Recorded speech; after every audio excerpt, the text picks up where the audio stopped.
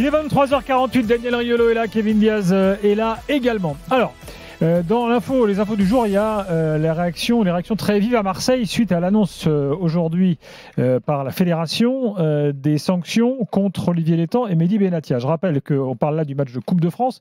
C'est important de bien comprendre parce que ça veut dire que ce n'est pas la commission de discipline de la Ligue qui se réunit, elle, vous le savez, tous les mercredis soirs. Hier soir, on parlait de la sanction contre l'entraîneur de Bastia. Pas jeudi plutôt. Non, c'est mercredi maintenant. Hier soir, on avait les sanctions contre... Avant, c'était jeudi. Hier soir, je vous donnais les sanctions contre l'entraîneur de Bastia, mais là, c'était un match de Coupe de France, donc géré par la Fédé. Donc, c'était ce matin. Donc, Benatia et Létang ont été sanctionnés tous les deux. Alors, précise sur la procédure. Soyons clairs là-dessus. Donc, c'est la commission de la 3F qui s'est saisie de ce dossier parce que le match était un match de Coupe de France. Mais ça n'empêche pas la Fédé de reprendre le dossier initial qui était de la LFP. La LFP avait mis un sursis, la 3F a repris le dossier et a donc transformé ce sursis en sanction plus lourde parce que l'histoire indique que la commission de la 3F est toujours beaucoup plus sévère que celle de la LFP. Mais vous savez pourquoi ? Voilà. Vous savez pourquoi elle est plus sévère ? Je te laisse le dire. Mais en fait, la commission de la 3F est beaucoup plus sévère parce que c'est un barème qui sert pour tout le football français. Voilà, merci Kevin. Dont le football amateur. Et malheureusement, pour Mehdi Benatia ou peut-être pour Olivier Létang, ou peut-être heureusement, ça envoie un signal à tout le football français.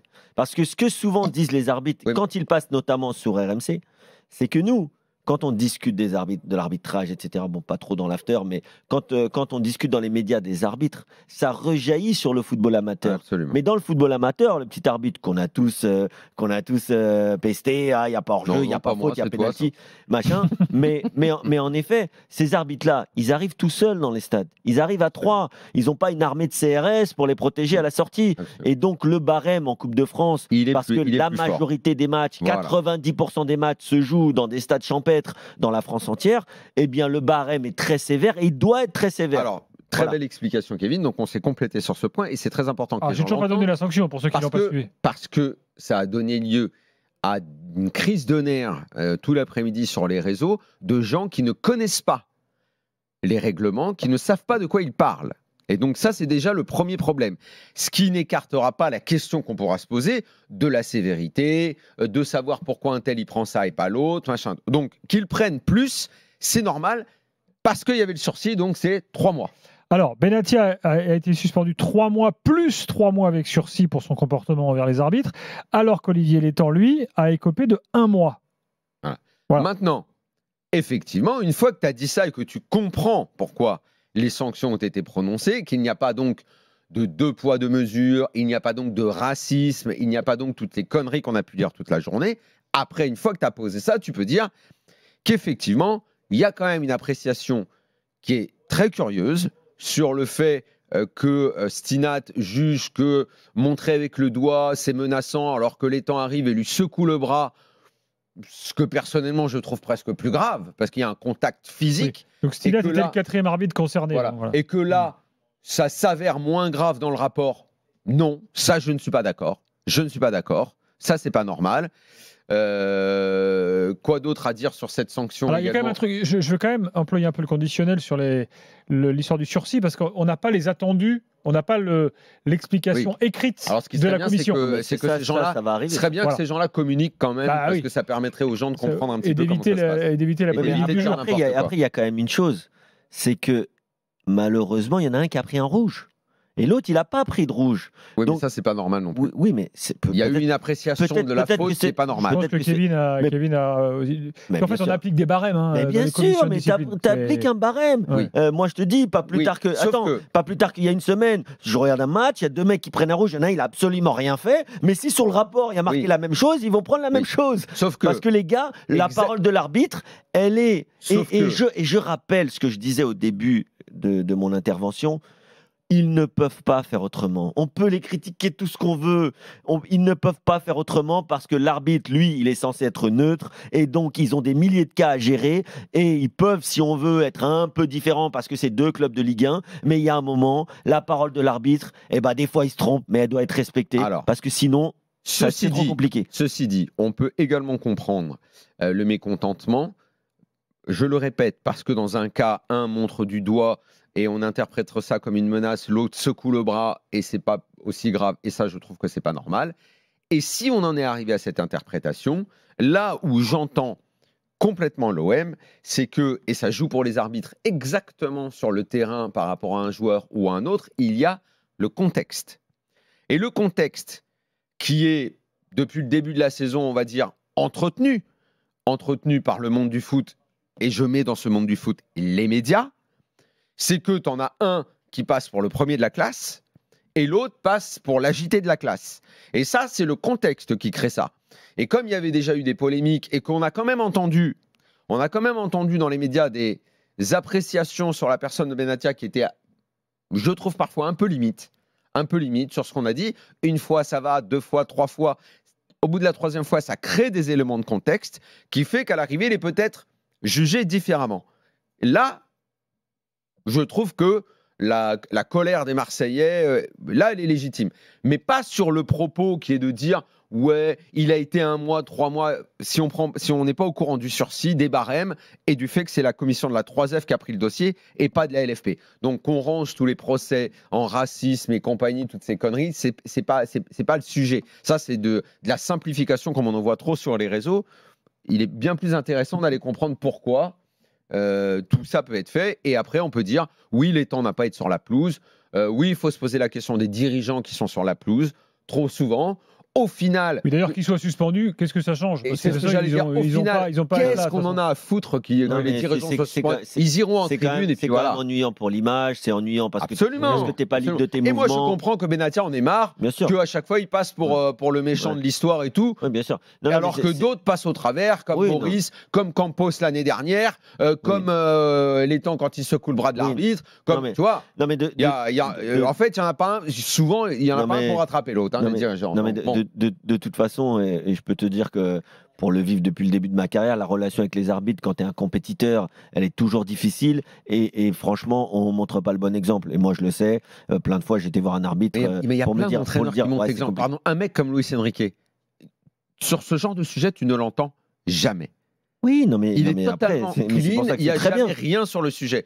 Mais si tu vas par là, il me semble pas tellement avoir entendu de Zerbi non plus là-dessus. Il l'a dit quelques fois quand même. Peut-être. Bah, écoute, là, tu vois, je l'ai dit sans être sûr à 100%. Mais après, il n'est pas véhément. Il y en a sur l'arbitrage, tu veux dire. Sur l'arbitrage. Oui, parce que par ailleurs, il a défendu Benatia. Oui, il défend son. Non, mais je veux dire que gérer les émotions pour des dirigeants, pour des entraîneurs, c'est très difficile.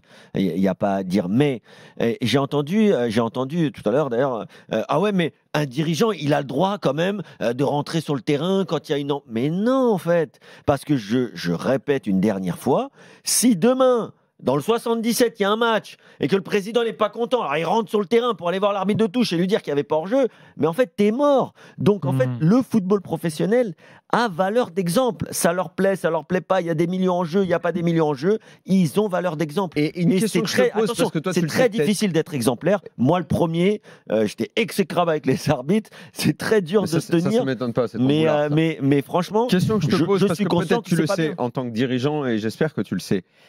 Est-ce qu'il n'y a pas une différence entre la commission de la LFP et celle de la 3F? Celle de la Ligue, tu peux y aller pour te défendre, alors que celle de la 3F, tu ne peux pas aller te défendre. Si, tu peux aller aussi. Mais tu peux aller en appel.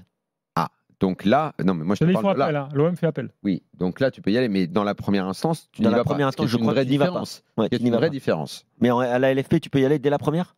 Oui. Ok. Voilà. Tiens, Mehdi est là, au 32-16. On va conclure le débat avec lui. Salut Mehdi. Salut tout le monde, merci de nous recevoir, c'est cool. Bah écoute, avec plaisir. Qu'est-ce que tu penses de tout ça, là, de cette affaire? Bah alors, j'avoue, j'ai appelé à la base pour passer un petit coup de gueule. J'ai pas votre expérience du monde professionnel. En revanche, j'ai pas mal d'expérience avec les jeunes. Je suis éducateur sportif, dirigeant d'un club de foot du FC Morcourt dans les Yvelines. Et avec mes potes, on passe peut-être 12 ou 13 heures avec les jeunes pour leur apporter des valeurs, des choses. Et en fait, ce qu'on voit là, nous, il nous faut peut-être 10 ans pour inculquer ce genre des valeurs de respect, Exactement. du corps arbitral. Absolument. Et en fait, en 2 secondes, ils cassent tout. C'est horrible. Pour nous, honnêtement, c'est saccagé, parce que derrière, c'est hyper difficile de refaire de la pédagogie avec les enfants. Et mine de rien, et avec les parents. Avec les parents, bien sûr, mais vraiment là, l'arbitre, en plus, c'est toujours pareil, c'est toujours les arbitres qui en prennent plein la gueule. Et en fait, il ne faut pas oublier qu'ils n'ont pas de parti pris. Eux, leur objectif, c'est de préserver l'équité entre les deux équipes. Et on l'oublie toujours. Et c'est toujours, et tu peux faire 89 minutes superbes où tu as été exemplaire, et à la dernière seconde, tu vas faire une petite erreur, et tu vas t'en prendre plein la gueule comme si tu avais fait un match horrible. Et en fait, c'est pas vrai du tout. Là, en plus, c'est le 4e arbitre. Franchement, honnêtement, il savait. Ce que je trouve dommage en plus, c'est qu'il était déjà sous le coup près. Et là, on entend une forme de c'est contre l'homme. C'est pas contre l'homme, c'est juste t'as fait un truc qu'il fallait pas faire. Excuse-toi, fais amende honorable, prends l'opportunité pour grandir parce que t'es un exemple pour tout le monde. Et là, en fait, on entend, moi, franchement, le discours de l'avocat, il m'a rendu totalement dingue. C'est ce qui a fait que je prenne mon téléphone. En fait, on peut pas le défendre. Oui, il était chez Jérôme. Oui, vous voulez le réécouter, vite fait, là, monsieur Il est dans son rôle, hein, tu sais, avocat. Ouais, Maître Chiche-Portiche, qui est avocat de Bellatir. On l'écoute vite fait. Il y a un homme qui est dans une situation qui est aujourd'hui la colère, la stupéfaction, un immense sentiment d'injustice et d'acharnement. Cette décision, elle est indigne parce qu'elle est incohérente et disproportionnée. Vous savez, ça fait 15 ans que je fais ce métier. J'ai plaidé à peu près devant toutes les juridictions de France. Je n'ai jamais vu une décision qui soit à ce point déséquilibrée, disproportionnée. Il y a là une décision qui est incompréhensible. Bon, ce que dit l'avocat est totalement bidon, mais c'est un avocat, il est dans son rôle. Et je vais demander à notre auditeur s'il a pensé comme moi. Tout à l'heure, quand j'ai entendu les sanctions, je me suis dit, ah ouais, quand même, ça veut dire que même au club, il va falloir se tenir à carreau. Et en fait, ça marche. Je suis désolé, la sanction, elle doit être exemplaire. Je suis désolé pour Mehdi Benassia, je suis désolé pour Olivier Létang, mais la sanction, elle doit être exemplaire parce que là, tu es en Coupe de France, je le rappelle, et aujourd'hui, on ne trouve plus d'arbitre. Il y a personne qui veut faire arbitre, et c'est de notre faute. Et moi, je le dis, c'est de notre faute. C'est de notre faute aux acteurs, aux commentateurs, et parce que on critique beaucoup les arbitres. Du coup, plus personne ne veut arbitrer. Et quand il n'y aura plus d'arbitre, on va se trouver bien dans la mouise. Merci Mehdi, en tout cas, pour ton témoignage. De rien, merci, à plus. À très bientôt dans l'After.